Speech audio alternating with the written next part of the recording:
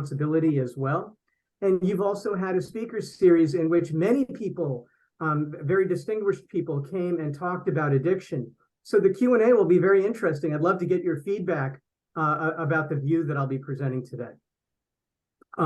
Let's go ahead and go straight through the talk and then do Q&A at the end.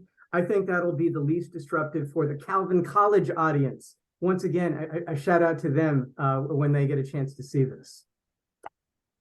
Okay, so I take it that a very standard model of what happens in addiction, and so the image that you can have in your head, maybe indelibly scarred in your head, is this icon of one person pulling and carrying away another. And the picture is that in addiction, there's overwhelming desires to use drugs. There's inability to resist these desires. And so the individual uses drugs. And then there's a characteristic language that goes along with this picture. The language is one of compulsion, force, inner battle, overpower. The person is defeated. They say they're powerless, and so forth. That's the standard model. I'll talk today about a different model. And the image that you can have in your head is the person doesn't see things correctly. So the tall sees themselves as short, the straight sees themselves as wiggly. This is a kind of picture. The proximal inspiration is CBT language, the distortions of self, environment, of the future, the ability to cope. In a way, though, the picture runs much deeper, and philosophical pedigree is much longer than that. So the individual experiences distortions where they see the world in a way that's factually and evaluatively incorrect. The individual, conditional on the world that they see, chooses to use for what one might call pseudo-instrumental reasons. And they use drugs. And so the language of this kind of picture of addiction, and look, it contrasts. It's not unrelated to the standard model, but the language is contrasting. Illusion, inaccurate, deceived, distortion, ignorant, misled, misconstrual. Those are the terms that belong to this picture. The philosophical pedigrees, I'll say as an aside, I mean, in classical philosophy, East and West, so if we're talking pre-Socratic or Socratic tradition or the Stoic tradition, this is the language of when agency goes awry. This is what is appealed to. And then in the Eastern tradition, people are familiar with the Buddhist worldview, in which, again, the epistemic language, inaccuracy, deception, distortion, misconstrual is central. Whereas this language we see emerging in a Western tradition, especially, comes on strong in the Middle Ages and is dominant in the contemporary scene. So these are just kind of different philosophical pictures as well. Basically, what I'm doing in this talk is I'm covering the ground of the paper that was sent out.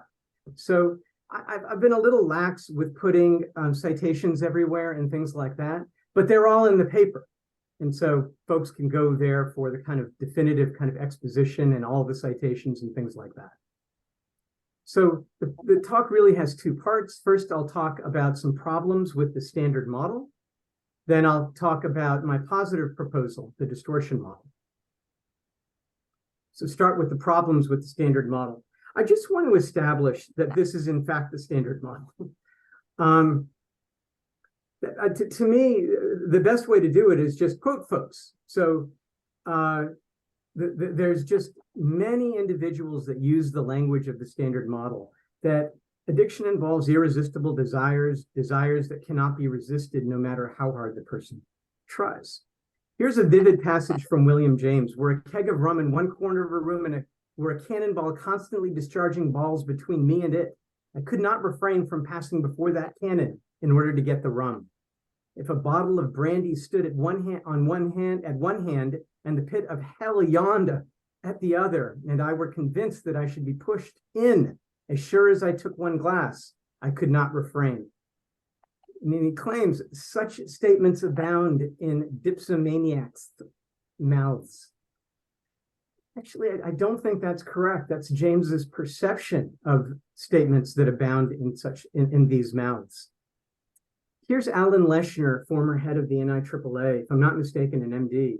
That addiction is tied to changes in brain structure and function is what makes it fundamentally a brain disease. A metaphorical switch in the brain seems to be thrown as a result of prolonged drug use. Initially, drug use is voluntary behavior, but when that switch is thrown, the individual moves into a state of addiction characterized by compulsive drug seeking and use. Just a real contrast between ordinary decision-making and compulsive drug use in that state. And there's a range of other quotes here. The philosopher Louis Charland, I've got a quote from Nora Volkow. I could have taken a quote from Steve Hyman. I think quotes like these are easy to come by. The standard model is underpinned by a set of claims. There's some animation that got stuck there. Here's one claim that's very widely endorsed by folks. It's claimed that drug-directed desires are dramatically stronger than ordinary desires.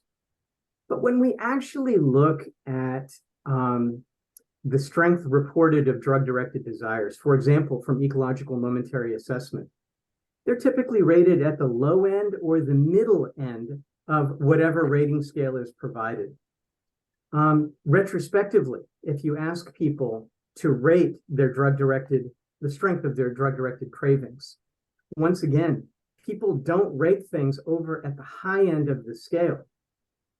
A good method is really comparative methods where you ask people the strength of one kind of desire and compare it to another. And when those methods have been used, drug-directed desires are described similar in strength to urges to eat unhealthy food or play sports or things along that line. Certainly not the kind of thing that William James claimed on the previous slide. Maybe there's more animations here. No, that's just that. Okay. It's often claimed that drug-directed desires are the cause of relapse. The data is not, doesn't support this. So Marlott had a nice case series of about, I think it was 160 or 130 individuals who were in a state of early abstinence. And these individuals subsequently relapsed, and he was able to ask them what was the precipitating cause. And looking retrospectively, just 7% of all these subjects identified urges and temptations as the cause. The lion's share of what people identify are intrapersonal, stressor, negative emotion kind of experiences, and interpersonal stresses and conflicts and things like that. Put another way, the precipitants of relapses, individuals are put into a high stress situation where they're having difficulty coping. That's what gets individuals to relapse. Another data point that it's important to draw attention to is the effect sizes of the relationship between cravings and relapse. In general, when this is studied, these effect sizes are unimpressive. Ours appears at standardized coefficients of around 0.2. There was a recent meta-analysis in JAMA Psychiatry that identified a slightly stronger relationship, not much, but we can discuss why they may have found a stronger relationship. But in general, these effect sizes are not that impressive. It's often claimed that those with addictions cannot choose whether or not to use, but the data really doesn't support that at all. So there's a set of observations made by many philosophers. You know, when I was at Rutgers for graduate school, Doug Husak had a great book about drugs and rights and addiction. He made all these observations way back in the day. And Hannah Pickard, I think she's been in your series. She has reinforced these kinds of observations again and again. She has a very influential paper called Psychopathology and the Ability to Do Otherwise, in which I've made these observations, and Gene Heyman has made these observations. So it's just when individuals, we say, when individuals with addiction, they invariably choose to use or desist based on the situational incentives. When there's negative consequences clearly and saliently present, they'll desist. They'll desist for extended stretches of time when it's inappropriate. They can get on an international flight and things like that. Based on negative repercussions, they do attempt to quit. They routinely do quit for a matter of days, weeks, and sometimes even into the months. There's a ubiquitous survival curve about relapse. That's not instantaneous. These individuals don't use for considerable periods of time. And overall, they choose to use or desist in ways that respond to incentives and looks pretty purposive. Okay, so all of that just runs very much against the standard model.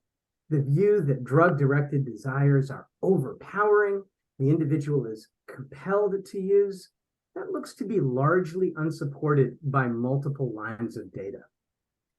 Okay, so I now want to provide a picture of what may be going on in addiction that doesn't appeal to irresistible desires. And as I foreshadowed earlier, the big change in this kind of view is transitioning from, using philosophical language, away from the primary problem being desiderative, belonging to desire itself, transition to emphasis on doxastic and doxastic adjacent states, like evaluative states, representations of value. Those will be the primary drivers in the account that I put forward. So they'll call this the distortion model, and it's the conjunction of 6 propositions, and I'll go through them one by one. Okay. So proposition 1 is the generation of automatic impressions, automatic interpretations and evaluations is a ubiquitous activity going on all the time throughout our waking lives. This is a premise that comes straight out of, it is a premise that belongs to CBT. The CBT view is that an individual is experiencing automatic thoughts all the time. It's actually a premise, though, that's much more firmly rooted in cognitive science. What the mind is a machine that whenever you're confronted with situations in the external world or you retreat into the internal world, the mind is generating impressions all the time.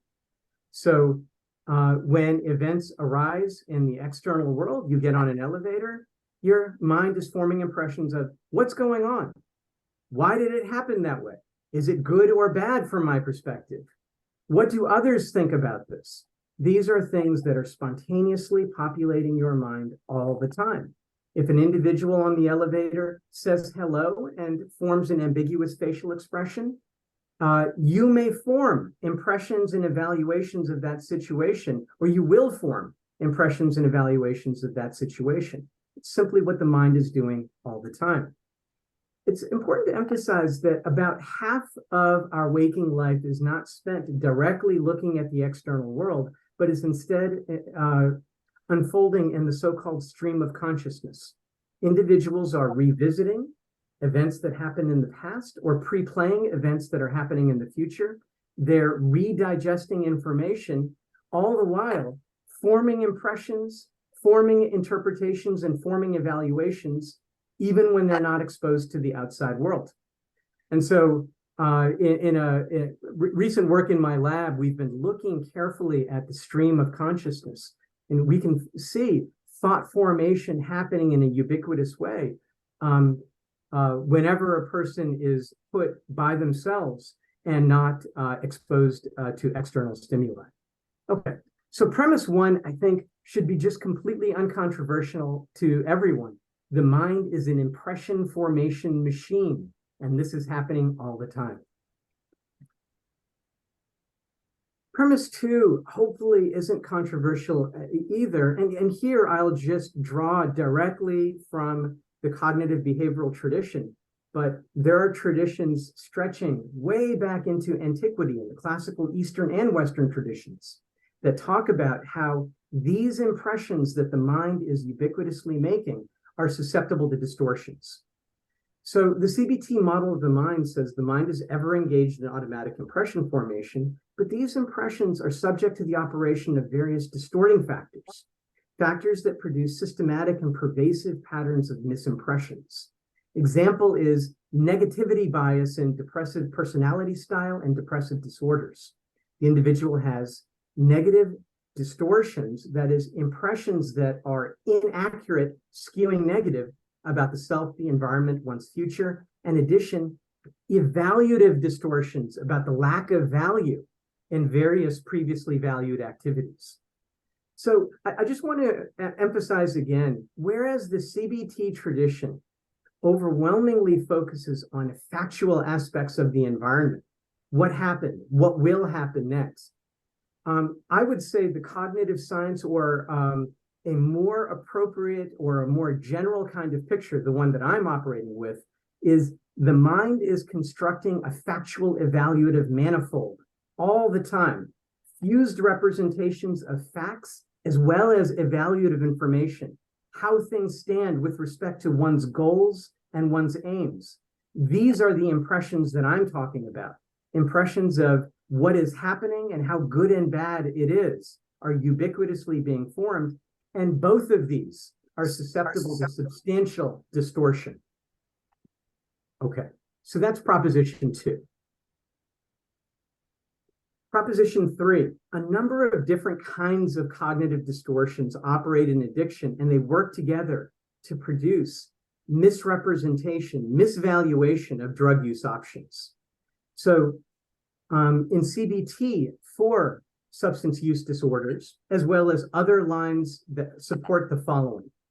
In individuals with addictions, we see very prominent distortions about the self, about the environment, about the future, overlapping very much with the kind of phenomenon we see in depression, anxiety, that is, the mood and anxiety disorders. Also prominent in addiction are inaccurate beliefs about one's ability to cope without drugs. These are a central node in whatever it is that sustains addictions. Individuals have maladaptive coping styles, and they believe that in their current kind of situational stressors that they're confronting, the only way to improve their mood, the only way to go on, the only way to deal with the stressors involves the use of drugs. There's direct hedonic distortions about exaggerated positive effects of using drugs, probably that operate through the kinds of pathways characterized by the various neurobiological theorists, people like Wise and Berridge and Robinson, and many of these individuals talk about the direct effect of drugs to neurobiologically manipulate evaluative representations of what is going to happen if you use the drug. And there's also, of course, minimized representations of the negative effects of using drugs. Hannah Pickard calls this phenomenon denial, and it's a very potent interlocked set of distortions that leads the individual to depreciate, inappropriately and inaccurately underestimate the negative consequences of drug use. And so these distortions, because they're operating at the level of moment-by-moment impressions, they gradually and cumulatively cause the individual to have a factual, evaluative, manifold representation of their environment that is increasingly inaccurate. They hallucinate costs and benefits associated with drugs, underestimating the costs, overestimating the benefits, overestimating the bleakness of their situation, and so forth. So that's proposition 3. Proposition 4, again, just draws directly from cognitive science. It's an issue that I study extensively in my lab. This is the issue of cognitive control or self-control. Of course, people have the ability to monitor and correct distorted automatic impressions and representations. We are not crude creatures that simply form impressions and we're beholden to them. We are reflective creatures with substantial executive capacities, and we can execute mental actions that volitionally regulate, that modify attention and volitionally regulate inaccurate impressions, inaccurate evaluations, and so forth. And this has to be the case. I mean, CBT operates by training up these various regulatory operations that we can undertake. The individual becomes better at paying attention to automatic thoughts. They recognize distorted patterns, exaggerated thoughts, the situations in which they arise. They challenge these things via volitional strategies, they confront using the evidence, and so on and so forth. So let's not be naive and think that we're simply system one creatures, like in Kahneman's Thinking Fast and Slow. All we do is think fast. That's an inaccurate picture. We have very robust and extensive abilities to think slow and regulate these distortions. But here's the thing, and this is the fact I think that is the least appreciated by individuals with addictions, and perhaps least appreciated more widely in society. The ability to recognize and regulate this ongoing flow of distorted impressions for multiple reasons is unreliable. Why? And there's many reasons for this. One is, we did a study using talk aloud protocols of automatic impression formation and thoughts in a quiet setting. We found in a 30-minute span, people form hundreds of thoughts. We also found that individuals high on the personality dimension of neuroticism have dramatically more negative thoughts during this 30 minutes interval than people very low on neuroticism. So when we say, hey, you ought to be able to regulate some of these distorted impressions, what we fail to realize is these are events that are unfolding ubiquitously, hundreds of times over the course of an hour. There's a lot of regulation to be done. If an individual has pervasively negatively biased thoughts, this is a very challenging thing to step outside oneself and routinely and regularly correct these impressions. These distorted impressions that an individual has, so go back to that individual on the elevator. Somebody next to them says hello in a kind of monotone voice and has an ambiguous facial expression. A kind of very common distorted negative impression is the individual thinks, they may not like me very much. That impression passes by so rapidly, it lacks salience. This is not some clear, highly salient event that calls out for reflection, reconsideration, investigation, and potentially objectively confronting this impression. It's a non-salient event, and it goes by unchallenged. But the cumulative load of many of these events is the person forms a negative, evaluative, and factual landscape. Another reason why individuals individuals have difficulty reforming and correcting these distorted impressions is they don't know how. And this is the truth that lies at the core of, for example, Buddhist meditative practice.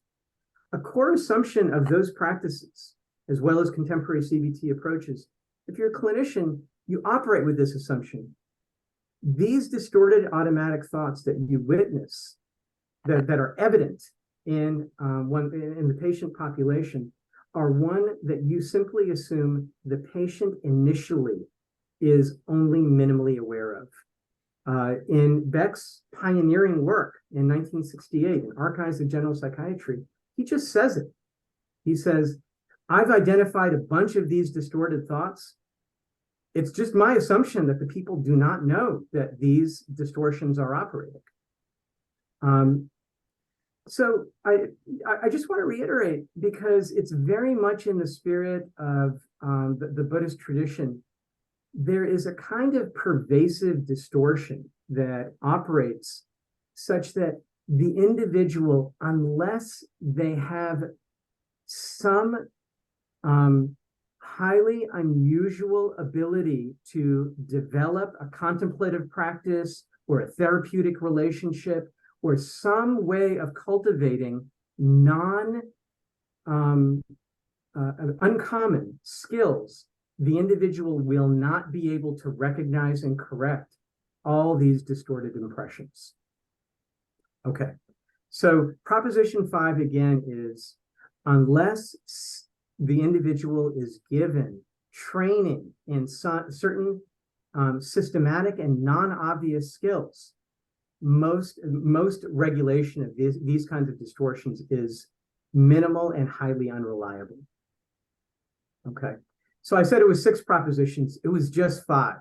Those 5 propositions conjoined lead to a picture that the overall picture can be summed up in one slide, and I'll just walk through it.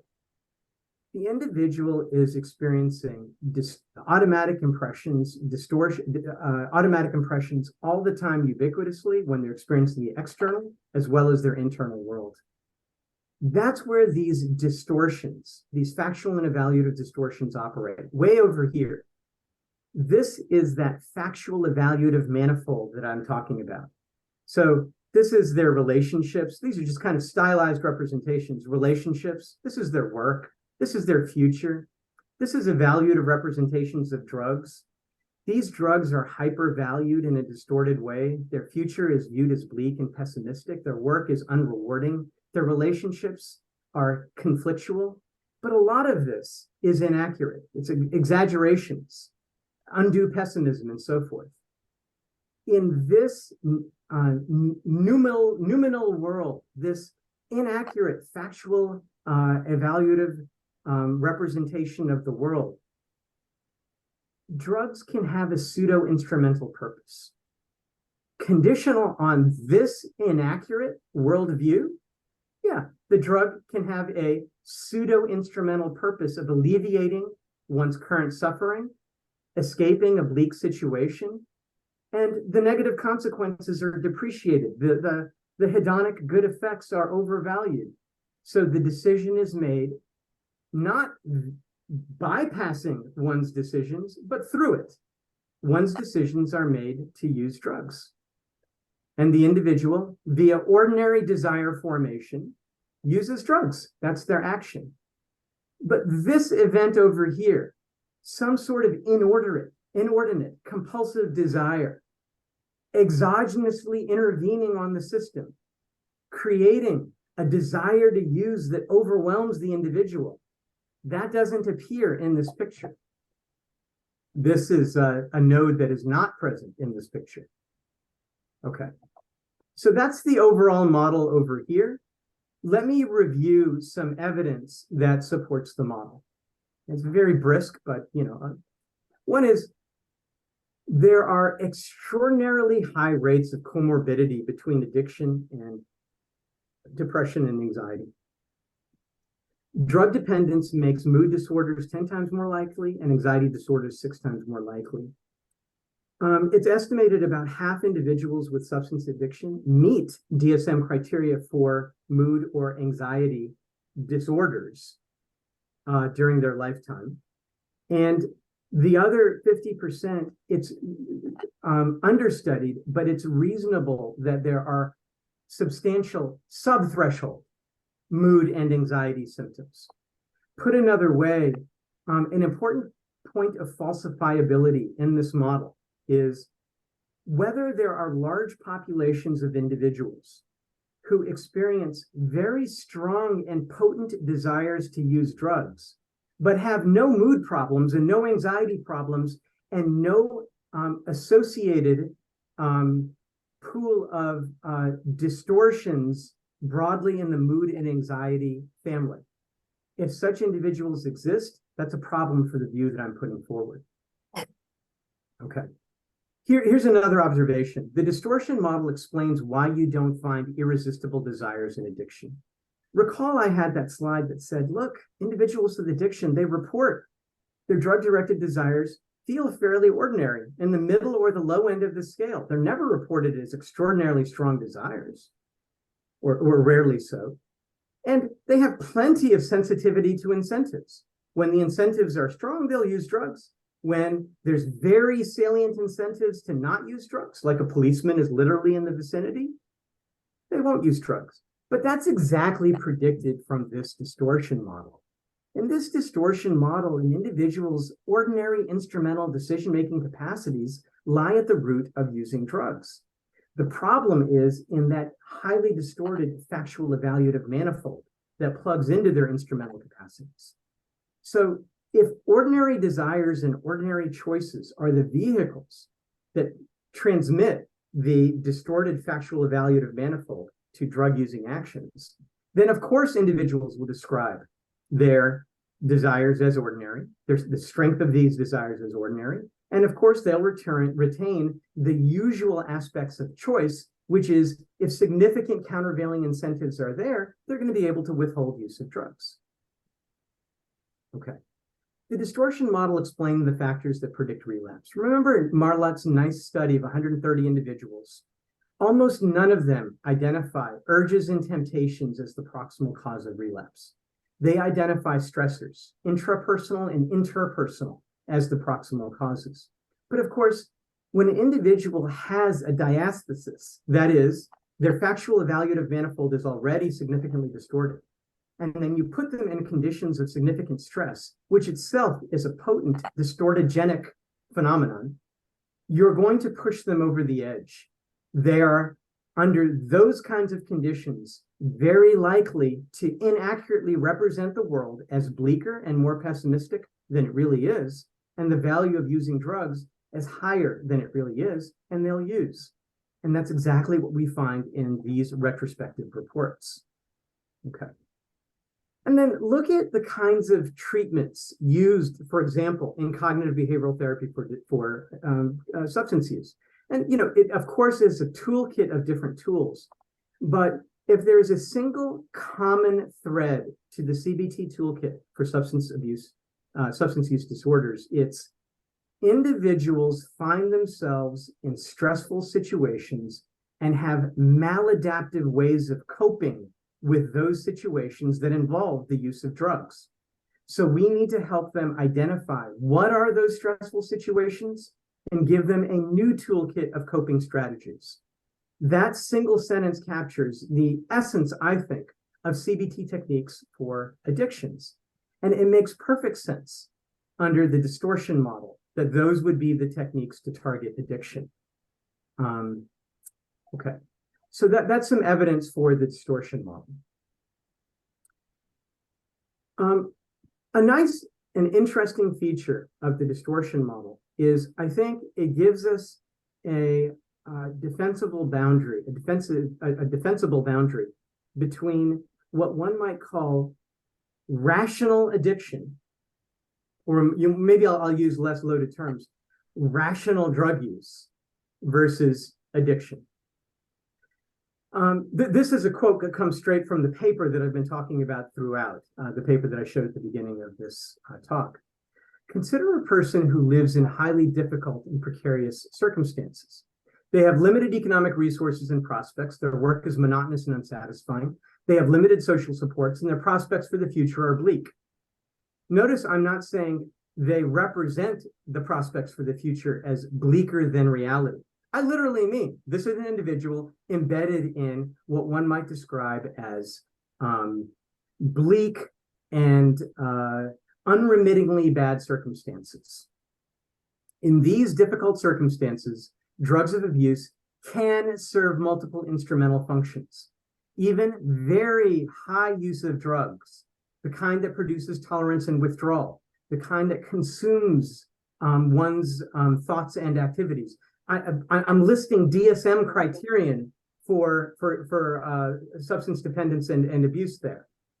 In a way of deliberately being provocative and saying an individual can use heavy amounts of drugs in these circumstances, and it can be rational.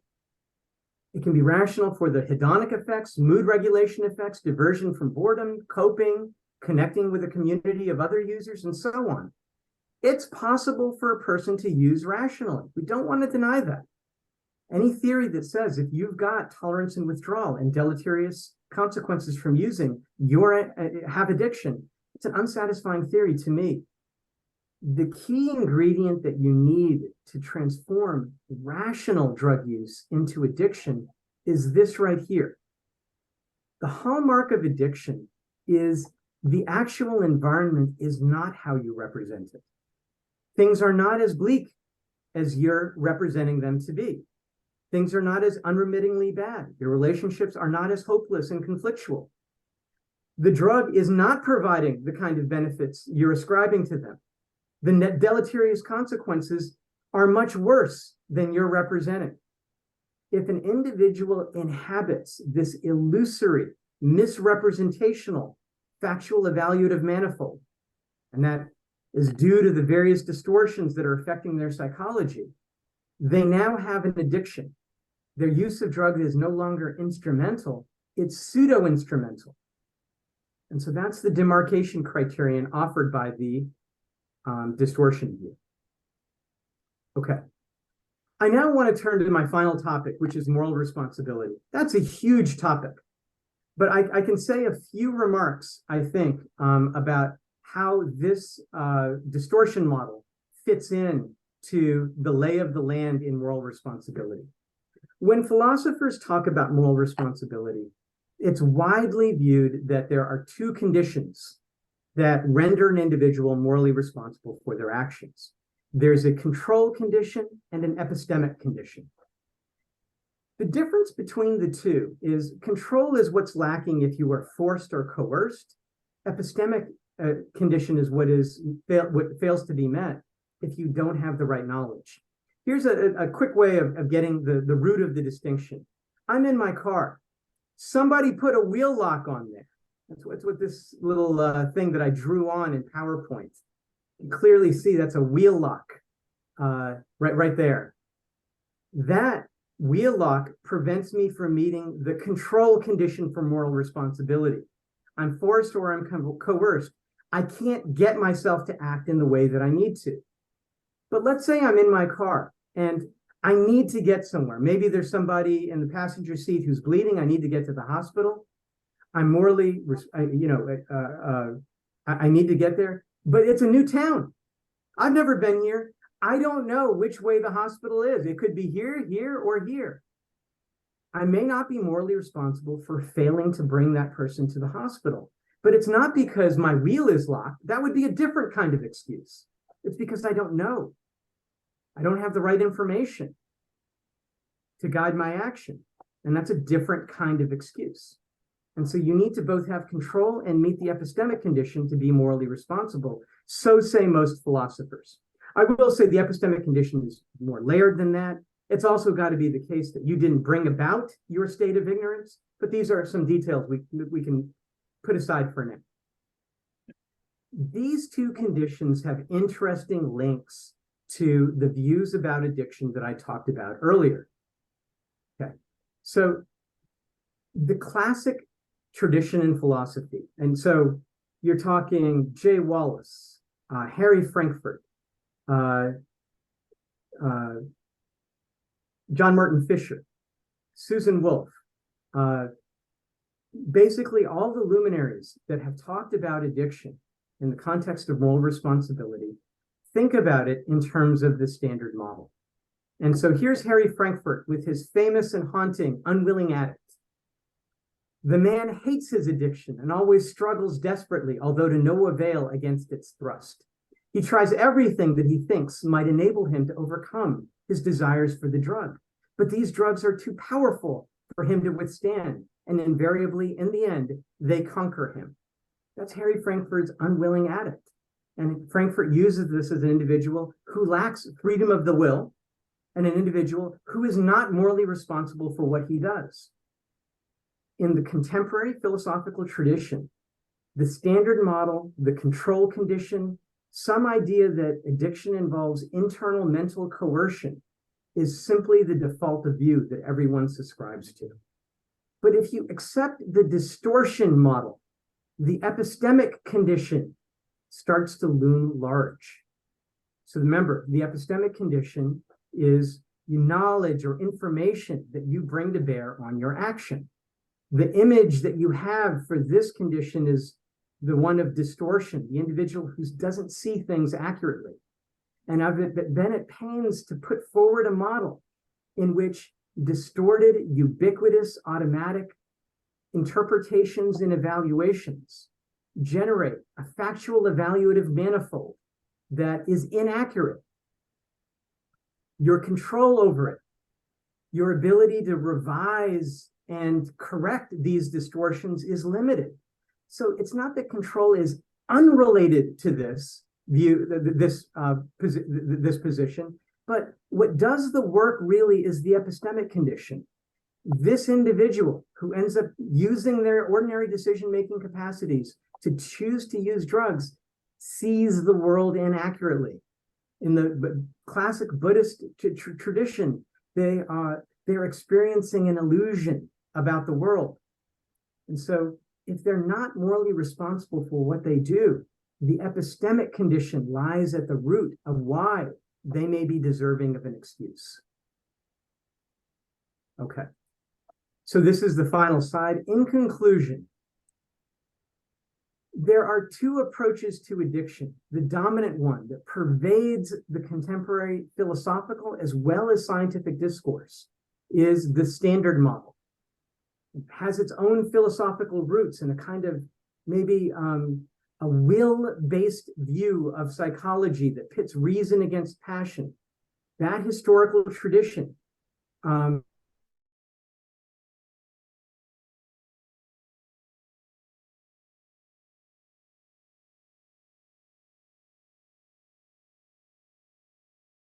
I've put forward this distortion model. It has its own philosophical tradition that lies behind it, a tradition that says when agency goes awry, it's an epistemic failing of some sort. And I've assembled 5 propositions fully supported from the clinical and cognitive science literature in which a factual evaluative manifold that inaccurately represents the world, a distorted representation of the world, lies at the root, lies behind one's ordinary decisions to use drugs. And it connects with moral responsibility in that if an individual is susceptible to this kind of illusion and on that basis uses drugs, they may receive an epistemic-based excuse for moral responsibility. Okay, thank you.